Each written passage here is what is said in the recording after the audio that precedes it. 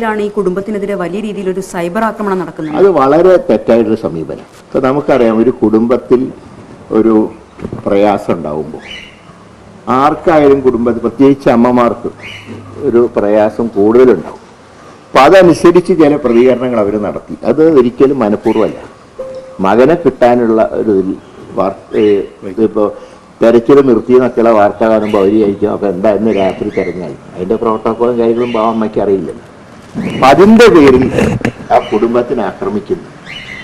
ഈ ഉണ്ടായ ദുരന്തത്തിനേക്കാൾ മനുഷ്യർക്ക് വേദന ഉണ്ടാക്കുന്നത് ഈ സൈബർ ആക്രമണങ്ങൾ പലപ്പോഴും ഈ കാര്യത്തിൽ മാത്രമല്ല, എല്ലാ മനുഷ്യത്വത്തിനെയും കാര്യത്തിൽ പറത്തിക്കൊണ്ട് വെറും സങ്കുചിത മനസ്സോടുകൂടെ ഈ രംഗത്ത് ചില ദുഷ്ടശക്തികൾ പ്രവർത്തിക്കുന്നുണ്ട്.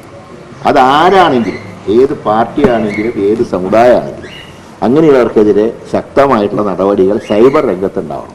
പലപ്പോഴും എനിക്ക് മനസ്സിലാക്കാൻ കഴിഞ്ഞിട്ടുള്ളത്, സൈബർ രംഗത്ത് വരുന്നതിനെ കുറിച്ചുള്ള പരാതികൾ പലപ്പോഴും ഫലപ്രദമായി കൈകാര്യം ചെയ്യപ്പെടുന്നില്ല. അതാണ് ഇതിൻ്റെ പ്രധാനപ്പെട്ട ദോഷം എന്ന് പറയുന്നത്.